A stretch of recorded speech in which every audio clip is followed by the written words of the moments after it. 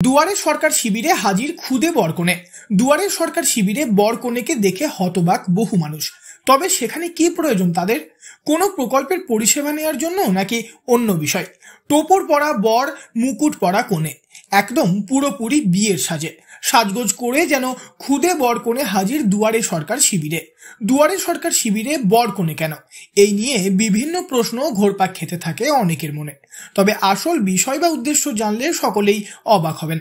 পূর্ব বর্ধমান জেলার খণ্ডঘোষ ব্লকের সসঙ্গা অঞ্চলের দুয়ারে সরকার শিবিরে এই ছবি দেখা যায়। এই প্রসঙ্গে সসঙ্গা গ্রাম পঞ্চায়েতের প্রধান রিম্পা সাহা প্রামাণিক বলেন, দেখুন, সসঙ্গ পঞ্চায়েতের পক্ষ থেকে বাল্যবিবাহ রোধ, এখন তো হিউজ পরিমাণে বাল্যবিবাহ হচ্ছে, মানে প্রশাসন চেষ্টা করেও কিছু করতে পারছে না। তাই আমরা সকলের সামনে এটা তুলে ধরেছি যাতে বাল্যবিবাহটা একটু রোধ হয়। আশা রাখছি যাতে সচেতন হবে। শুক্রবার থেকে শুরু হয়েছে রাজ্যের নবম দুয়ারে সরকার কর্মসূচি। সেখানে 37টি সরকারি প্রকল্পের সুবিধা নিতে ভিড় জমাচ্ছেন সাধারণ মানুষ। খাদ্যসাথী, স্বাস্থ্যসাথী, কন্যাশ্রী, রূপশ্রী থেকে শুরু করে আধার সংশোধন, বিদ্যুতের বিল এবং ভবিষ্যৎ ক্রেডিট কার্ডের মতো বিভিন্ন পরিষেবা পেতে বহু মানুষ ভিড় জমাচ্ছেন। আর এবার সেই দুয়ারে সরকার শিবিরে বাল্যবিবাহ রোধে প্রচারের অংশ হিসেবে দেখা গেল খুদে বরকনেকে। শিশুকালেই বিয়ে কতটা ক্ষতিকর এবং শিক্ষার আলো থেকে বঞ্চিত হয়ে জীবন কতটা পিছিয়ে যায়, এই বার্তা দেওয়ার জন্য এহেন উদ্যোগ সত্যিই অভিনব।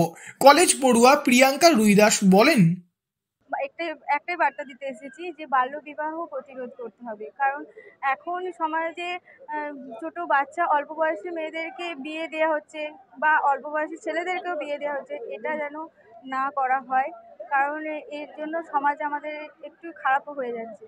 কারণ আমাদের মেয়েদেরকে পড়াশোনা করতে দেওয়া হোক, তারপর ছেলেদেরকেও বলা হচ্ছে যে তারাও যেন নিজেদের পায়ে দাঁড়ায়, মেয়েরাও যেন নিজের পায়ে দাঁড়াতে পারে।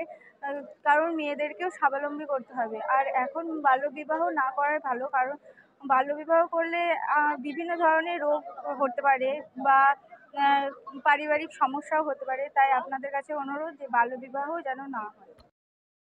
আগামী প্রজন্মের সুনাগরিক হয়ে ওঠার পথে বাল্যবিবাহ একটি বড় বাধা। তাই দুয়ারে সরকার শিবিরে তাদের এ ধরনের সচেতনতামূলক উদ্যোগ প্রশংসা কুড়িয়েছে সকলের। অভিভাবকদেরও এই বিষয়ে সচেতন হওয়ার প্রয়োজন রয়েছে। বাল্যবিবাহ হলে মানসিক সমস্যা থেকে শুরু করে পড়াশোনার ব্যাপক ক্ষতি হওয়ার সম্ভাবনা থাকে। সে কারণে এই বিষয়ে সকলেরই সচেতন হওয়ার যথেষ্ট প্রয়োজন রয়েছে। পূর্ব বর্ধমান থেকে বনোয়ারিলাল চৌধুরী, লোকাল 18 বাংলা।